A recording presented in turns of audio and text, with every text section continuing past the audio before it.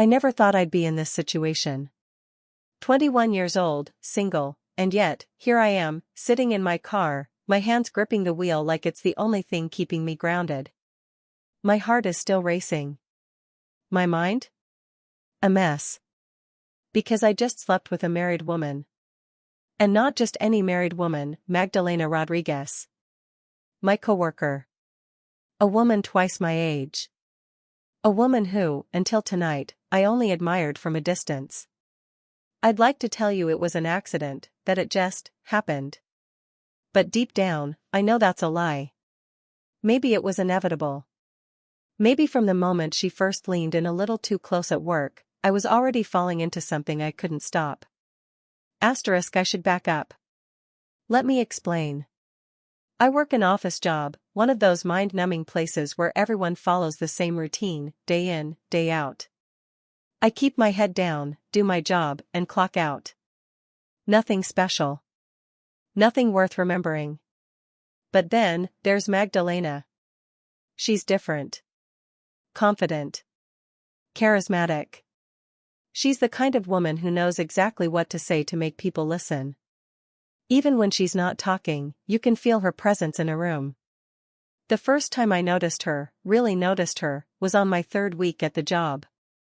I was sitting at my desk, trying to focus on some report, when I heard her laugh from across the room. It was this, full, unrestrained kind of laugh. The kind that makes you stop whatever you're doing and look up. And when I did, she was already looking at me. She smiled, just a little, and then went right back to whatever she was doing. But that moment? That was the first time I felt it. The pull. The kind that makes you wonder things you probably shouldn't. At first, I convinced myself I was imagining it. She was just being friendly, right? Just another coworker. But the more I paid attention, the clearer it became. The way she'd linger when she stopped by my desk. The way she'd touch my arm lightly when she laughed. The way she'd hold eye contact just a second too long, like she was daring me to do something about it. And the worst part? I liked it. I liked the way she made me feel. Important. Seen. Like I wasn't just another nobody in that office. It started slow. A few teasing comments here and there. Innocent, right? Just harmless flirting. But there was nothing harmless about the way she looked at me when she thought no one was watching. I should have walked away. I should have told myself that it was a bad idea. But I didn't. Instead, I let it happen. And now? Now, I don't know what comes next. Asterisk, but I guess, if I'm going to tell this story, I should start at the beginning. Looking back, I don't know exactly when it started. There was no single moment where I could say, yeah, that's when everything changed. It was slower than that. Subtle. Like a line I kept stepping closer to, without realizing how thin it really was. At first, it was small things. Magdalena would stop by my desk more than she needed to. She'd lean against the partition, one hand resting on her hip, the other tapping her nails lightly on the edge of my desk as she talked. She had this way of making conversation feel easy. Effortless. Like she wasn't just passing time, like she actually enjoyed talking to me. And maybe that's what got me. Because for the first time since I started this job, I felt like someone saw me. Not just as another guy in the office, not just as some kid trying to figure things out, but as something more. You always look so focused, she said once, tilting her head slightly as she watched me type. It's kind of intense. I laughed it off. That's just me trying not to mess up. Well, whatever you're doing, it's working. She smiled, and then, just for a second, her fingers brushed against my wrist. Light. Barely there. But I felt it. And then she walked away like nothing happened. But that touch? I thought about it for the rest of the day. Asterisk, it wasn't just that one time either. It kept happening. Little things. She'd pass by my desk and let her fingers trail over my shoulder as she leaned in to say something about a project. She'd tease me about how serious I looked when I was concentrating. She'd find reasons to start inside jokes with me, things only we understood. And those glances? They weren't normal glances. They lasted just a second too long. Long enough for me to feel it in my chest. And the worst part? I liked it. I knew she was married. I knew this was dangerous. But knowing that didn't stop me from wanting more. And that scared me. I started catching myself looking for her when I walked into the office. I started hoping she'd stop by my desk. I started thinking about her at the most random times, wondering what she was doing, wondering if she thought about me, too. And the more I tried to convince myself that it was harmless, the more I knew it wasn't. It wasn't harmless when she leaned in too close. It wasn't harmless when her touch sent a jolt through me. And it definitely wasn't harmless when I caught myself imagining things I shouldn't have been imagining. And then, she asked me to get drinks with her. It was after work, just as everyone was packing up. I was shutting down my computer when she walked over, casually leaning against my desk like she always did. Long day, huh? I nodded. Yeah. Feels like it never ends. She tilted her head, studying me for a second. Then she smiled, that slow, knowing smile. You know what we need? She said. A drink. Just us. We work hard, we deserve it. Just us. The words hit me harder than they should have. For a second, I hesitated. I told myself to say no. I told myself this was a bad idea. But then she raised an eyebrow, like she already knew my answer. And that's when I realized. I was already in too deep. So I nodded. Yeah, I said. Let's do it. That's how it started. That's how I ended up sitting across from her at a dimly lit bar, watching the way she stirred her drink, listening to the way her voice softened just for me. That's how I ended up somewhere I never should have been. And at that point? There was no turning back. I don't know what I expected when I agreed to drinks with her. Maybe I thought it would be normal, just two coworkers unwinding after a long day. Maybe I told myself it didn't mean anything. But the second we sat down at that table, I knew. It wasn't normal. It wasn't just drinks. It was something else entirely. She looked different outside the office. Maybe it was the way she let her hair down, how it framed her face in soft waves. Or maybe it was the way she leaned forward just slightly when she spoke, like she wanted me to hang on to every word. And I did. We talked about everything. Life. Work. The things we wanted. The things we never got. She told me about her past, the dreams she used to have before life happened. You remind me of someone I used to know, she said at one point, swirling her drink in slow circles. Before things got so complicated. Her voice was soft, almost distant. And then she looked at me. Not the way a coworker looks at you. Not the way a friend does either. It was something else. Something deeper. Something dangerous. And for the first time that night, I let myself stop pretending. I wasn't here by accident. I wasn't here because of coincidence. I was here because I wanted to be. As the night went on, the drinks kept coming. And with each sip, the space between us got smaller. Her hand on my arm. Her fingers tracing the inside of my wrist, slow, deliberate. Her laughter a little softer, her voice a little lower. And then, at some point, she reached over and tucked a loose strand of my hair behind my ear. It was such a simple thing. A small, meaningless gesture. But nothing about it felt meaningless. By the time we left the bar, I wasn't thinking straight. Or maybe I was thinking too clearly for the first time. The drive to her house was quiet. Not awkward. Not uncomfortable. Just quiet. Like we both knew what was coming, but neither of us wanted to be the first to say it.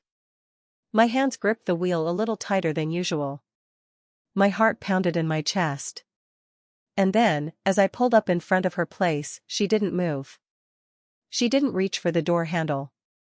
She didn't unbuckle her seatbelt. She just sat there. And then she turned to me. Her eyes flicked down to my lips for just a second. Barely noticeable. But I noticed. And before I could stop myself, I leaned in. I don't know who moved first. Maybe it was me. Maybe it was her. But the second our lips met, she wasn't hesitant. She wasn't uncertain. She kissed me like she'd been waiting for it. Like she'd wanted it just as much as I did. And whatever restraint I thought I had? It disappeared the moment her hands tangled in my shirt, pulling me closer. Her breath was warm, fast. Her fingers curled against my skin. I should have stopped. I should have pulled away. I should have reminded myself that she had a husband waiting for her inside that house. But instead? I kissed her harder. My hands found her waist, pulling her toward me. She wasn't shy about what she wanted. She wasn't hesitant. And neither was I. We shouldn't, I murmured against her lips. She didn't even flinch. She just whispered back, then don't stop. And I didn't. The moment blurred. 1 second, we were kissing. The next? My hands were gripping her hips, pulling her closer. Her fingers tugged at my hair. I could feel her pulse racing, fast and desperate. I didn't think. I didn't hesitate. I just let it happen. The thrill. The danger. The rush of touching someone I wasn't supposed to touch. I knew this was wrong. I knew this was crossing a line. But in that moment? I didn't care. She didn't either. She was breathless when she murmured against my ear, "Finish inside me." And that was it. The moment the line disappeared completely. The moment I stopped pretending there was any going back. I wish I could tell you that was the end of it. I wish I could tell you that after that night, we walked away and never looked back. But if that were true, I wouldn't be sitting here telling you this story, would I? I didn't say much after. Neither did she. We sat there in the dark, catching our breath, the heat between us still lingering in the air. But the second she pulled away, the second reality started creeping back in, something shifted. She adjusted her dress. Smoothed her hair. Cleared her throat like she was shaking off whatever had just happened. And me? I just sat there. Watching her. Wondering what I was supposed to do next. I drove her home in silence. No music. No conversation. Just the sound of the tires humming against the pavement and the faint smell of her perfume still clinging to my skin. It should have felt awkward. It should have felt like the moment to say something, anything. But what do you say to a married woman after she's just let you touch her like that? What do you say after you've already crossed a line neither of you can uncross? Nothing. You say nothing. Because words would make it real. When I pulled up in front of her house, she hesitated. She didn't move right away. She just sat there, fingers grazing the door handle, like she was deciding something. For a second, I thought she might turn to me and say something, something meaningful, something that would explain what the hell this was supposed to be. But instead, she just looked at me. A long, quiet look. And then she got out. She didn't rush. She didn't slam the door behind her. She just walked up to her front door, disappeared inside, and left me sitting there in my car, my heart still pounding in my chest. Like none of it ever happened. I should have driven off right away. I should have turned the key, pulled away from the curb, and gone home. But I didn't. I sat there. For what felt like forever. The adrenaline was still running through me, but underneath it was something else. Something heavier. Something I didn't want to name. I told myself it was just one night. That's it. One night of bad decisions. One night of crossing a line. One night that didn't have to mean anything. But if that were true, then why was my body still buzzing? Why was my mind still replaying the way she moaned my name, the way her fingers clutched my back, the way she begged me not to stop? And why the hell, did it feel so good? It wasn't just the act itself. It was the way it made me feel. Like I had stepped into some forbidden world where rules didn't apply. Like I had power over something I shouldn't. Like I had touched something I wasn't supposed to touch, and I got away with it. But then the guilt crept in.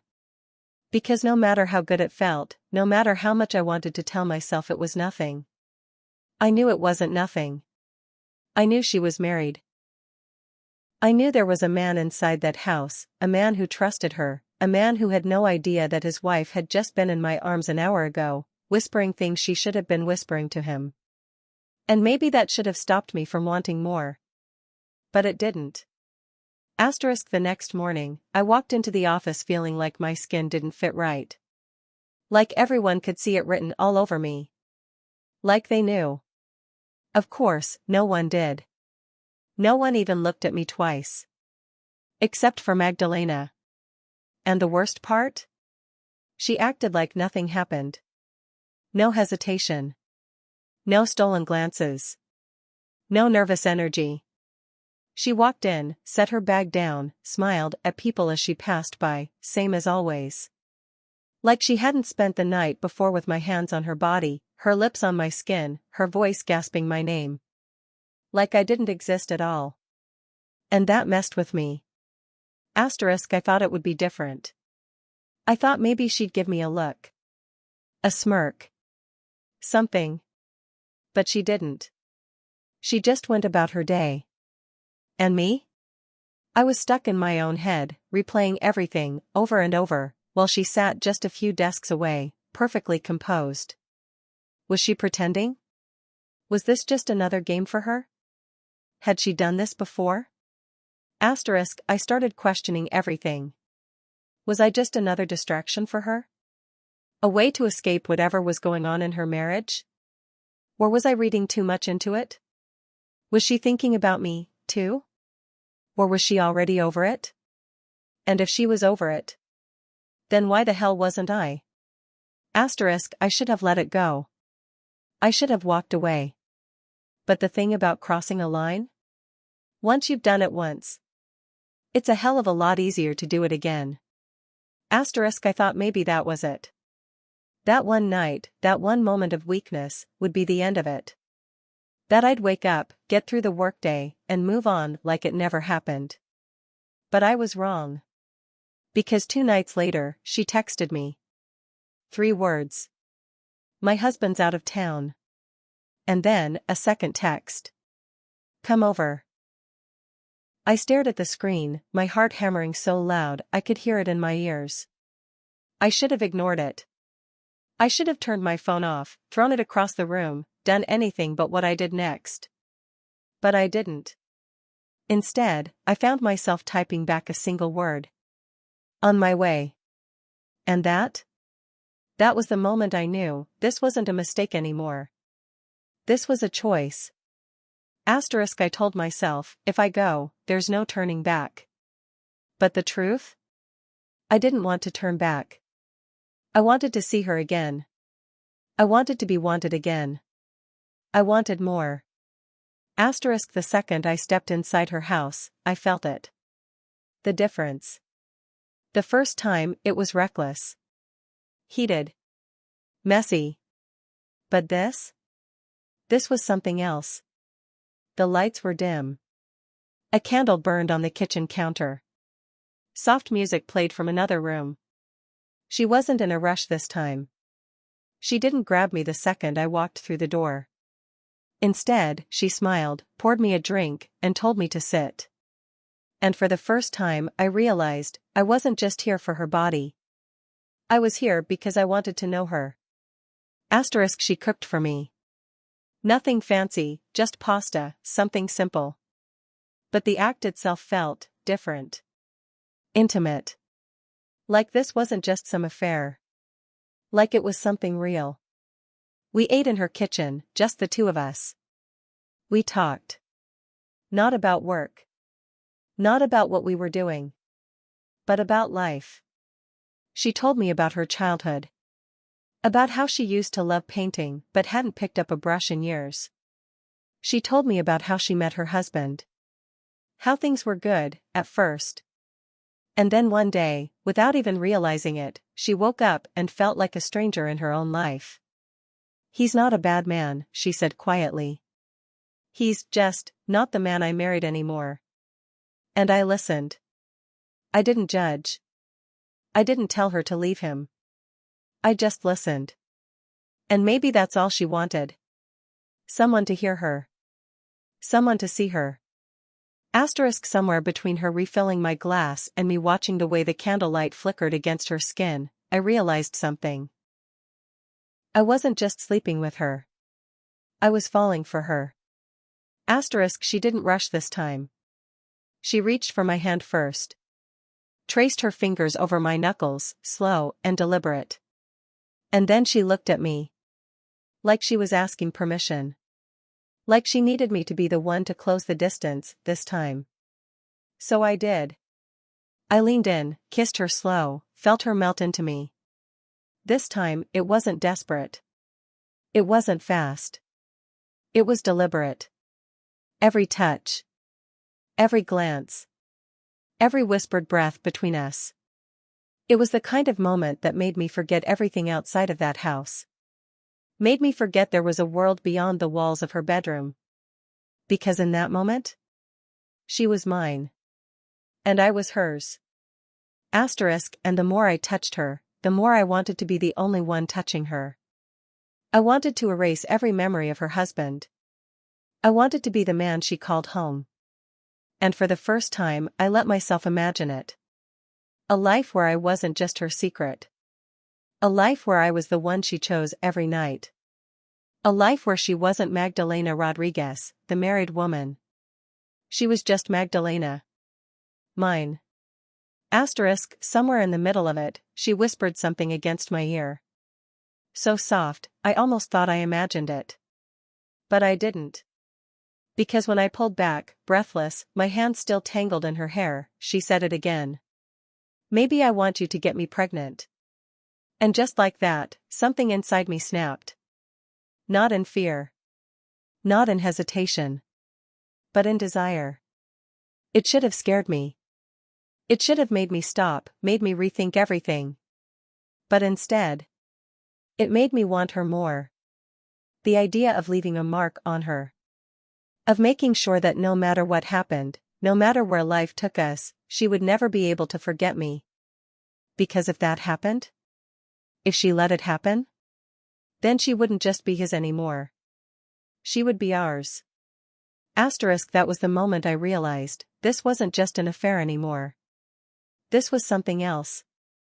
Something bigger. Something I couldn't walk away from even if I wanted to. And the worst part? I didn't want to. I should have known it wouldn't last. That things like this never stay secret forever. That the second you start believing you're untouchable, reality finds a way to remind you exactly who you are. And for me? Reality came in the form of a text. Just 5 words. Stay away from my wife. No name.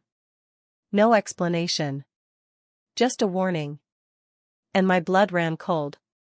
At first, I thought maybe it was a prank. Maybe someone at work had noticed something, caught the way Magdalena looked at me, the way we stole moments that weren't meant to be ours. Maybe they were messing with me. But the longer I stared at the message, the less sure I was. Because if this was real, if he knew, then everything was about to fall apart. I thought about texting back. Asking who this was. Asking what they knew. But I didn't. Because deep down, I already knew the answer. And suddenly, every moment I had ever spent with her felt like a crime scene. Every stolen glance. Every whispered conversation. Every second of that night in my car. Had he seen us? Had he followed her? Was he watching me now? I sat there, gripping my phone so tight, my knuckles turned white. I could hear my own heartbeat, pounding in my ears. And in that moment, one thought hit me harder than all the rest. This wasn't just some secret anymore.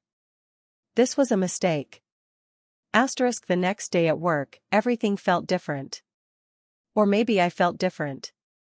Every conversation sounded like it had another meaning.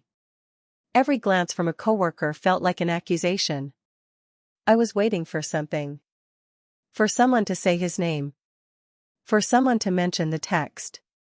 For someone to know. But no one did. At least, no one but her.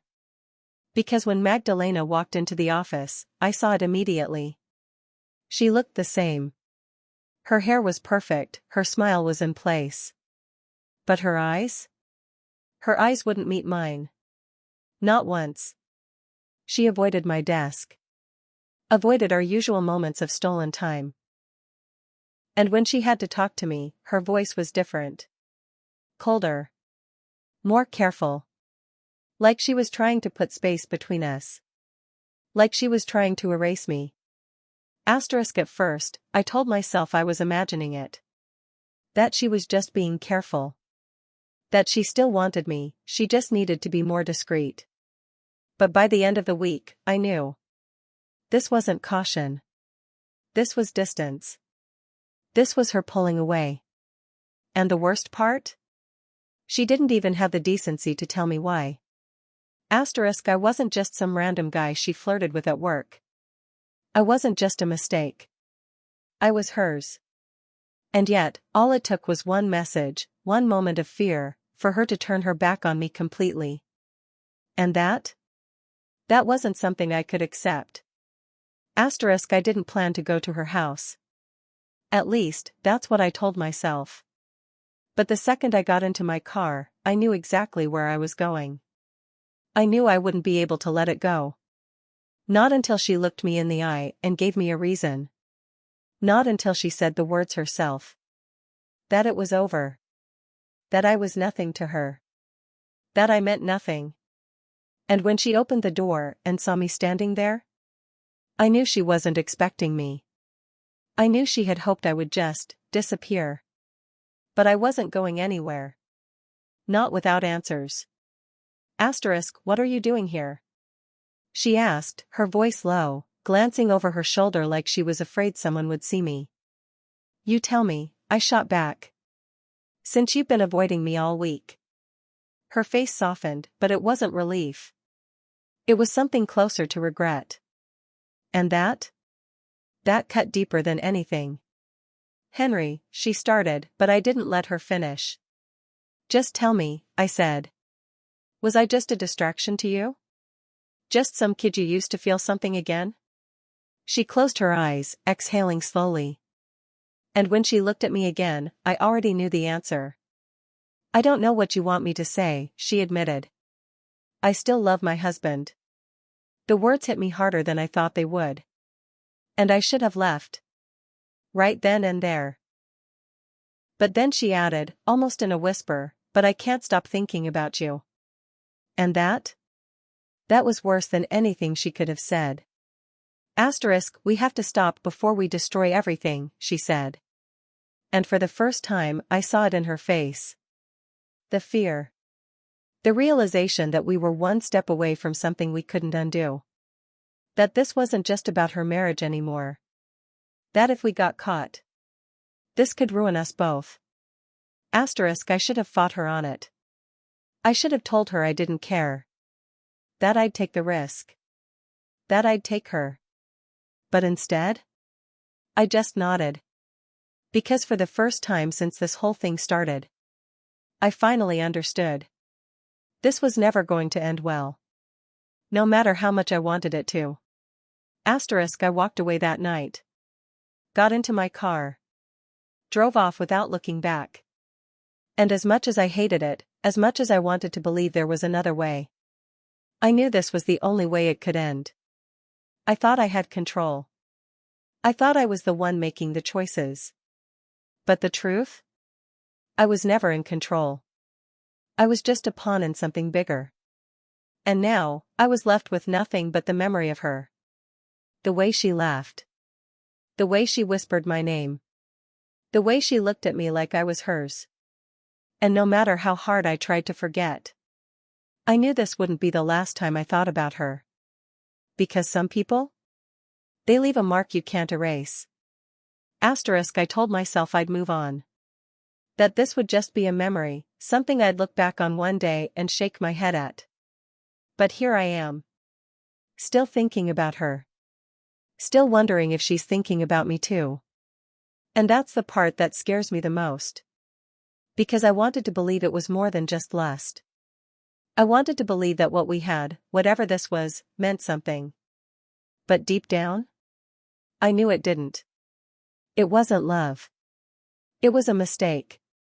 And yet, if she called me again, if she sent me one more message, would I say no? Or would I go running back to her like I did before? I think about her husband sometimes. A man I've never met. A man who has no idea what happened behind his back. A man who trusts his wife.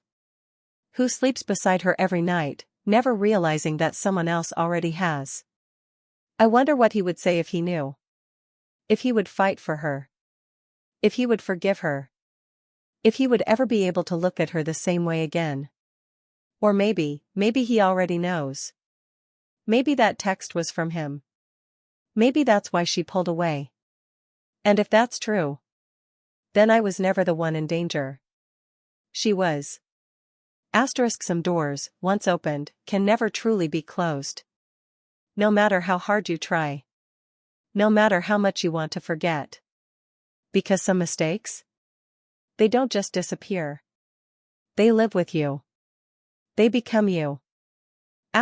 But maybe I'm wrong. Maybe you see it differently. So tell me, was it just a mistake? Or was it something more? Would you have walked away before it started? Or would you have done exactly what I did? Let me know what you think. And if this story hit you in any way, like it, share it, because I'm sure I'm not the only one who's been here before.